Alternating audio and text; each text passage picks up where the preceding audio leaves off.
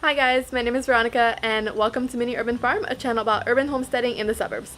Today I'm going to be giving you a garden tour for January. We're at the end of January now. I just want to show you what's going on in the garden and just what kind of things I'm growing. Now we are at the end of the season here in Zone 9B in Florida. Now I will be starting seeds next week here, so a lot of these things are going to come out of the garden. They'll be ripped out in the next month or so to make space for all the baby transplants that are coming into the garden, which will be really exciting. But for right now, we do still have a lot of things still producing and providing for the family in the garden now. So let me show you what's still growing.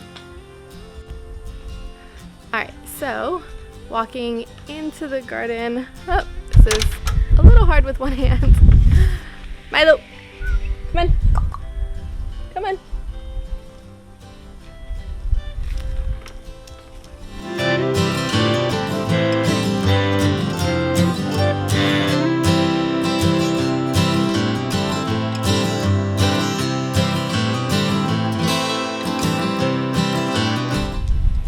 So this is my soursop tree.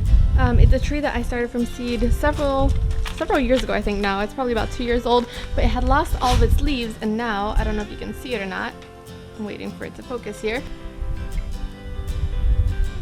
But it actually has a whole bunch of these new tiny little baby leaves. Now it had lost everything except for these top leaves, which have actually been quite damaged by the cold when it was getting into the 30s or so, but now it is growing those little baby leaves and I'm really excited. The same thing for my mint plant here. It's kind of like died out a whole bunch, but there's a whole bunch of new growth, so that's really nice. Every once in a while I'll just come over here and turn it. It seems like the part that I turn towards the sun, now the sun kind of like comes from this direction, so as soon as it warms up and it's getting sunlight here, it seems to be doing much better now that it's not in the 30s.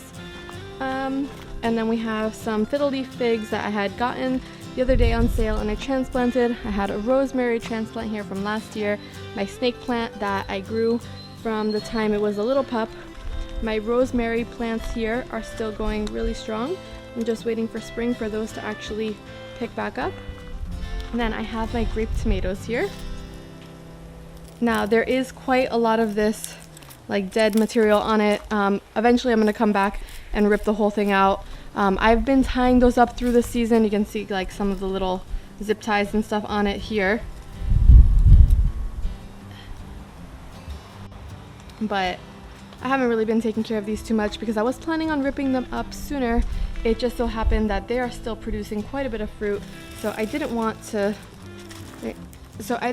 just go ahead and rip them out if they are still producing. So that's here, the same thing. These are grape tomatoes as well, and then underneath it here I have some lettuce. Now I had originally had green beans going all up here, but then I ripped those out already since they weren't producing. On this side we have black cherry tomatoes. The same thing, I'm just kind of waiting for them to slow down, but they are producing quite a bit. They are just coming to maturity now, a lot of these, so I didn't want to just get rid of them. And then underneath it here I have spinach that I actually started a whole bunch of them, but they were a little old, the seeds were a little old, so I just kind of planted out what actually germinated. And that's pretty much it for these beds. The same thing with the black cherry tomatoes on this side.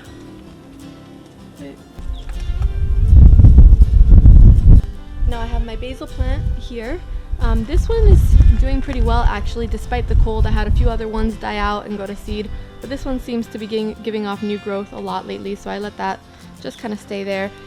And then we have some carrots. I've been coming out here slowly and ripping out the carrots. I didn't really thin them too much, so when they're ready I just kind of pull them. And then I have some Roma tomatoes going on here. It is a little bit of a mess because they have just been sprawling out everywhere and I haven't really done too much to keep them contained. So they are kind of like coming out into this section. But for the most part, they are almost done. We do have a few stragglers here that are just turning red. And those will be taken inside too because it is still kind of getting a little bit cold out here. And then you have my thyme plant here, which I have been using a lot of, and it doesn't have too much new growth since it has been getting much cold. On the other side of the tomatoes here we have the lemon thyme, one of my lemon thyme plants. I have a few of them throughout the garden, And I have some flat leaf parsley, which I've been using a lot of, along with the curled leaf parsley. The same thing with these, I just kind of sowed the seeds. I didn't bother to thin them or anything. There's some beet seedlings here.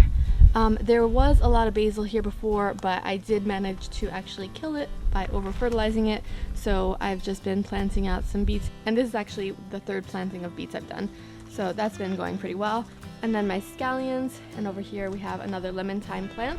Now on this side you can see we do have a trellis that goes all the way around. There was acorn squash on here, and when that died out we just kind of planted these snow peas. They haven't been doing too well. I think it's probably because it's been getting cold and hot and cold and hot, and I've kind of been neglecting them a little bit too, so I can't complain. But we have a whole bunch of arugula, which I use almost every day. Lots of arugula. The same thing with my red mustard. I think this is like the Japanese red mustard or something from Baker Creek. It was one of the free seed packets, and I really love it. It has been growing so well that I actually took and I planted a whole bunch more of them. So there's a whole bunch of these little baby mustard seedlings over there. And then back behind is another lemon thyme plant. Now on the other side of that bed, there's another trellis bed here. This was butternut squash up on the trellises, but when those kind of died out, we planted more of the Brussels sprouts, which you can see a few seedlings there. And then my Swiss chard, which has been there since the beginning, it is actually doing much better now. It was, as you can see, being eaten alive by pests, but it seems like as it's growing, it's kind of outgrown that phase a little bit. And I did put some diatomaceous earth down, so I think that helped it a lot. And on the other side, some Brussels sprout seedlings. I did thin these, but I'm not sure how much longer I'm going to let them go because it is warming up quite a bit.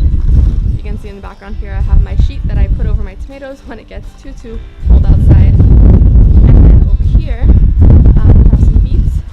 This is the third or fourth succession that beets I've done, so those have been doing pretty well. And here, I think these are petunias. That they didn't grow when they were supposed to, or when I expected them really to grow. But then I put them in this bed. I've never really grown flowers before, so I wasn't sure what I was doing, and I just put them there, and they kind of started taking off now, so I'll just let them grow and see what they do. And here are my Brussels sprouts. I am so excited because for the first time ever, I have grown Brussels sprouts. Check them out. Oh my gosh. And there's so many of them. I'm so excited. Oh my god, I can't wait to harvest these. But for right now, we have been just harvesting the tops of these. If you don't know, you can actually eat these. The chickens can eat these.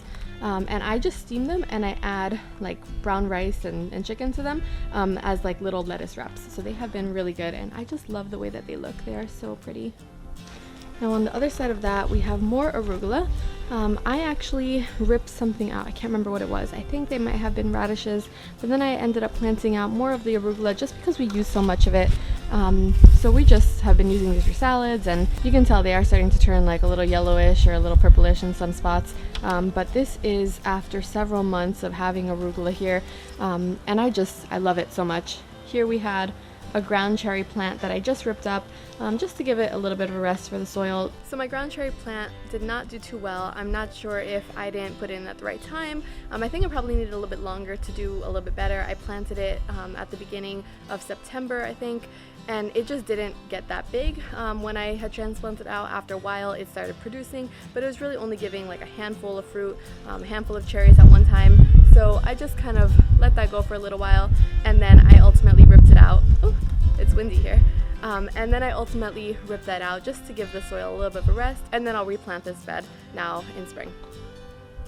Alright, and then my last bed over here, you can see we have some kale over this way.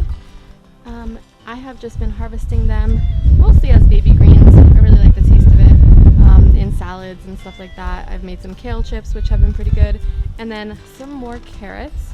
Now my carrots, like I mentioned, I did not do a really great job of thinning them. I'm not like the biggest fan of growing carrots. So with the carrots, I've just been harvesting them as I see that they're getting bigger. I did not do the best job of thinning the carrots, and honestly, moving forward, I don't think I probably will go and thin all of the 1,000 carrot seeds I planted. Maybe next time I'll plant fewer carrot seeds, but other than that, I mean, it seems to be working pretty well. I'm not the most patient person, so I don't really let them grow the entire time that they're supposed to grow. We end up with a lot of baby carrots, which is fine by me. I like the way that they look. I like how they're bright green and they're kind of like a little bit more frilly, so I like that. But other than that, we don't eat too many carrots, so I'm not really going to spend too much time thinning them out. And then over here, you can see we have some more beets. Now these ones are getting a little bit bigger. I ended up putting more compost in this side than the other bed I have with the beets, so maybe that has something to do with it, but they are getting really pretty. Oh, camera strap is in the way, but they are getting really pretty here, so I'm excited to harvest beets soon.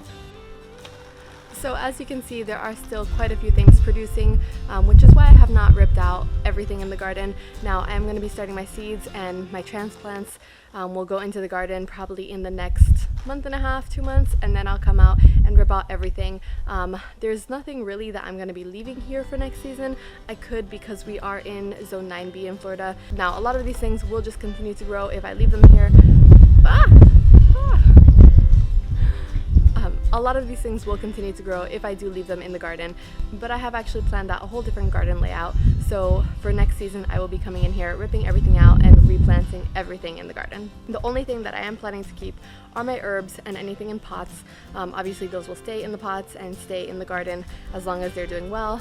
Now the herbs, I will take clippings from them, and I'll take them, put them in new potting soil so I can propagate them, produce more herbs, things like thyme, basil, oregano, parsley, things like that, especially my rosemary, which I love. I do take a lot of my herbs in the spring and I sell the propagated plants so I can further fund my garden seeds or my soil or whatever else I'm working on in the garden.